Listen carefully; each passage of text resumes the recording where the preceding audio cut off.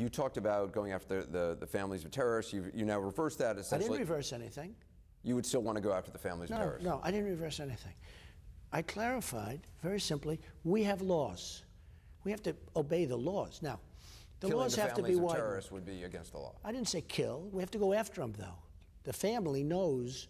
Look, What does you that have mean? a terrorist. Kidnapping them? You or have a taking them? terrorist. We're going to have to do something, and it's the only way you're going to stop it. You know, I tell the story of General Pershing. You'll take a look at General Pershing in 1919 in the Philippines, how he stopped terrorism, okay? You'll take a look at it. It's too long a story to tell on your tape. It would take the whole thing, but it's one of the very interesting and very powerful stories. Look, we're going to have to be a lot tougher. We are playing with a different set of rules. ISIS chops off people's heads. ISIS drowns people in steel cages and pulls up the cage. An hour later, everyone's gone, 40, 50, 60 people at a time. But you said just Wait a the other minute, day, and we can't game. waterboard. You Listen. said we got to play the game the way they play the game. We have to play the game at a much tougher level than we're playing. What does that mean, though? Well, Does that it means mean we have to expand those laws. Does that mean cutting off heads? No, it doesn't mean that, but it means we have to expand the laws. Look. What does expand the laws mean? Anderson, let me explain something. We are playing at this level, and they don't care. They have no rules, and we have these rules that are very onerous.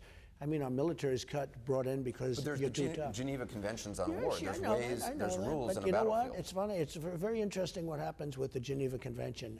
Everybody believes in the Geneva Convention until they start losing, and then they say, "Oh, let's take out the bomb." Okay, when they start losing. We have to play with a tougher set of rules. We have laws. We don't allow waterboarding. Think of this. ISIS these are smart people. These are people that know the internet better than we do, and we're the ones that came up with it. ISIS is sitting around. They just chopped off 20 heads of Christians and others. They just drowned 40 people. And they're sitting around watching us arguing about waterboarding. When you say increase the laws, though, and do more than waterboarding, what is that specifically? We'll work on that with the generals. I'll work on it with the generals. I talked to General Michael Hayden. Yeah, sure. He says it's terrible that we talk that way. And you know what? That's why he's been fighting this war for many years, okay? He's a four-star general, former head of the CIA, former head of the NSA. He says your foreign policy ideas frighten him. Oh, yeah, I know. Well, he frightens me. Because we've been fighting ISIS for many years, and this should have been over with quickly. So that's the problem. We have these people that they're frightened because I'm protecting the terrorists. But do you think the problem with fighting ISIS is that we're not using the same tactics that they are? We're not fighting it strongly enough. We have to end it, and we have to get back to rebuilding our country. Our infrastructure is falling apart. Our country is falling apart. Our bridges are falling down. You know, 60% of our bridges are in dangerous condition, and we're spending trillions and trillions of dollars in the Middle East. We have to fight it viciously and swiftly, and we have to knock out ISIS. Now, I didn't want to go into Iraq, but the problem now is the way Obama got us out was a disaster. And if you remember, when we got out, and I said it on your show 2-3 years ago, I said, take the oil. Did I say take the oil? Yeah, you did. Okay. So when you say, so are you still in support of waterboarding and more? I am in total support of waterboarding. It's got to be within the law, but I have to expand the law because a lot of people think it's not within the law now because of this administration. So they're allowed to chop off heads, and we're not allowed to waterboard. Somehow we're at a big disadvantage. I will tell you that right now. And again, I was going to give you the analogy. Yeah. So they're sitting around having dinner. They eat, believe it or not, too, even though they chop off heads and even though they drown people, and they're talking. Can you imagine the conversation when they're talking about how weak and soft and pathetic we are, and they go out and chop off people's heads, okay? They can't believe it. They can't believe it. I got to ask you about the fact is, just in a nutshell, we have to be much tougher. If we're going to beat ISIS, we have to be much tougher than we are. When you have General Hayden saying, oh, that's so terrible the way Trump is talking, that's why we're losing. I got to ask you, I watched the press conference you gave last night, the victory speech. Obviously a huge night for you. Just a couple of factual things. The stakes you showed, those aren't actually Trump stakes, right? Those they're Trump. No, I buy them. I'm not going to kill the cow. No, but they're not sold. Those are, because the whole reason for showing those things was to fight back against what Mitt Romney said about a failed business. Just so you understand, Trump stakes. We sell the steaks through my clubs. I have many clubs and hotels, and we sell the steaks. But they're not sold at Sharper Image. They're not available no, to the they're not public sold at that way. large. No, they're sold so differently. that business is gone. No, it's the same thing. It's an offshoot of it. I mean, it's the same thing. We do a tremendous steak business. Because those steaks were bought locally from a meat supplier. No, we buy a lot of steaks from different places. I don't want to buy, if I'm in California, I don't want to buy my steaks from New York. So those are the steaks you sell.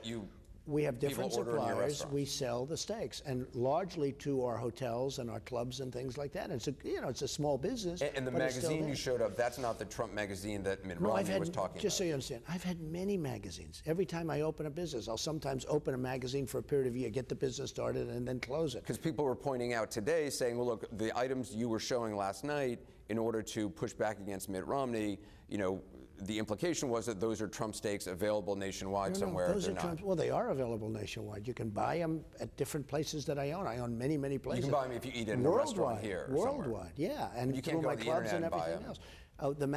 That magazine's been with me for a long time, and you morph it in. But that's not the Trump magazine just so you understand, that Romney was talking I about. open up many magazines when I start a business, and I'll keep it open for a year or two until the business gets going. And after the business gets going, you close it up. It's like a lost leader, because frankly, you don't make any money with these magazines. Finally, the debate tomorrow night.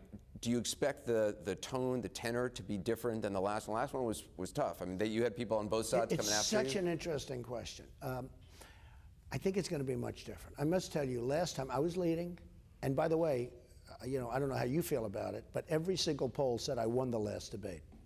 Drudge said it, Time Magazine said it. They do those online polls with hundreds of thousands of people calling in. But I was in the 60s and 70s percentile. Now, when I went into that, I said, this is going to be an interesting evening, I will tell you. It's going to be a tough evening. Many people said, oh boy, I wouldn't want to be you tonight. That was going to be a tough evening. I mean, they were like wounded. They were really wounded.